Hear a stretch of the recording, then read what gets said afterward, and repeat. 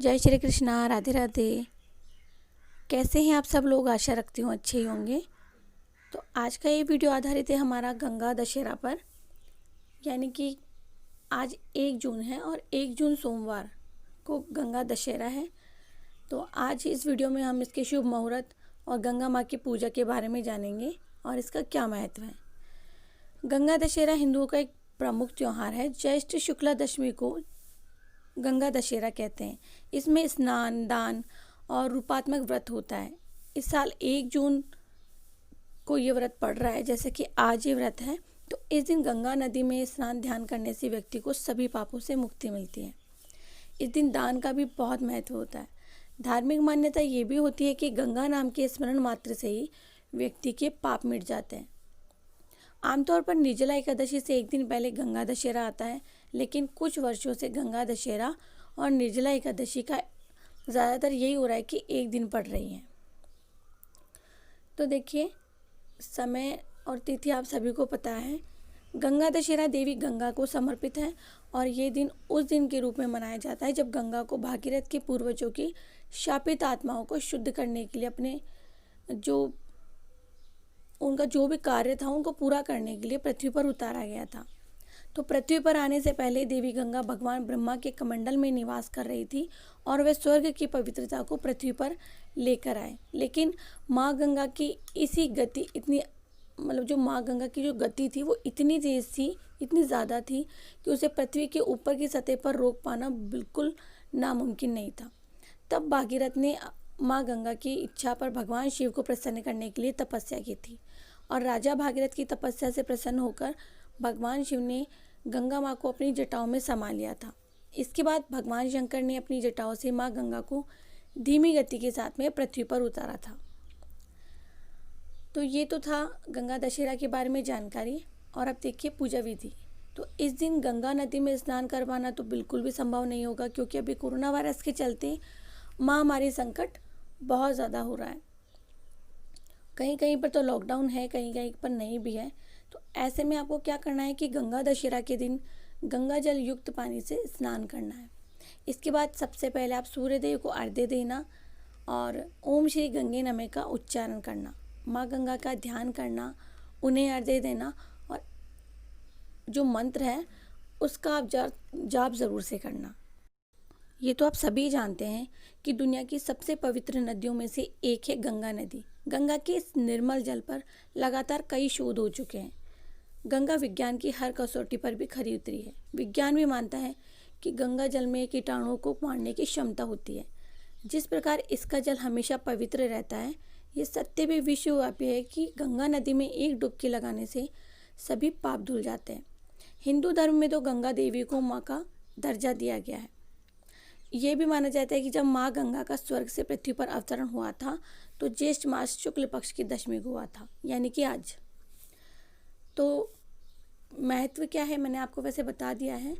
तो आप सभी जानते हैं कि इस दिन दान का बहुत महत्व होता है। विशेषकर कोशिश करें कि जो मौसमी फल वगैरह हैं या आप किसी भी गरीब व्यक्ति को खाने की कोई भी वस्तु दान में दे सकें। इस दिन आप बिल्कुल भी ना किसी से कोई ऐसी वैसी वस्तु लें, क्योंकि हमें दान देना है, किसी से लेना नहीं है। हिंसा बिल्कुल नहीं करनी होती है, कटु वचन का प्रयोग नहीं करना होता है, सत्य वचन बोलना होता है और अशब्दों का प्रयोग बिल्कुल ना करें। दूसरों की संपत्ति या दूसरों पर किसी भी प्रकार का दबाव ना बनाएं। व्यर्थ की बातों पर कोई चर्चा ना करें, दूसरों को हानि ना पहुंचाएं, सभी का सम्मान करें। तो गंगा माँ की पूजा ज़रूर से करनी है इस दिन। यदि संभव हो तो आप उनके पवित्र जल से स्नान करें। लेकिन जैसा कि मैंने अभी आपको बताया है, लेकिन जो लोग जा सकते हैं वो तो जाकर स्नान कर सकते हैं। तो स्नान के बाद में आपको गंगा माता की, अगर आपके पास प्रतिमा है तो आप उनकी पूजा करें, और अगर नहीं भी है तो सभी के घर में गंगा जल ज़रूर से होता है। जिस पात्र में गंगा जल होता है उस पात्र की पूजा आप कर सकते हैं।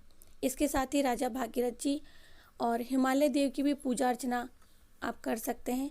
गंगा पूजा के समय प्रभु शिव जी की आराधना विशेष रूप से करनी चाहिए, क्योंकि भगवान शिव ने ही गंगा जी के वेग को अपनी जटाओं में धारण किया था।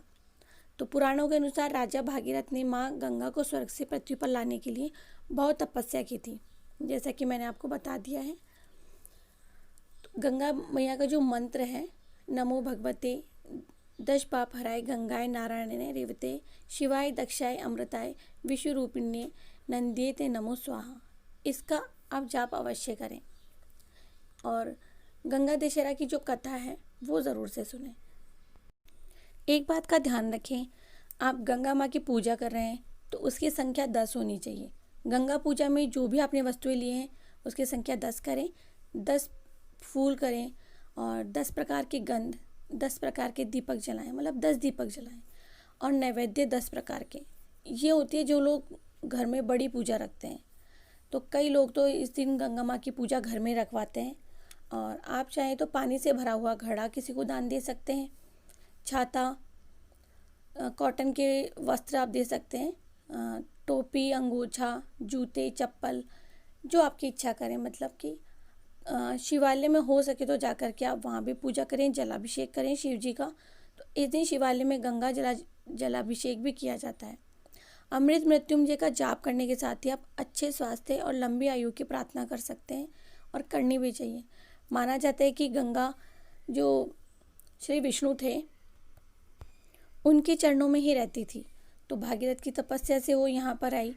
तो कोशिश करें जिन जिन लोगों का योगदान रहा इस पुण्य में, तो हम उनकी पूजा भी कर सकें।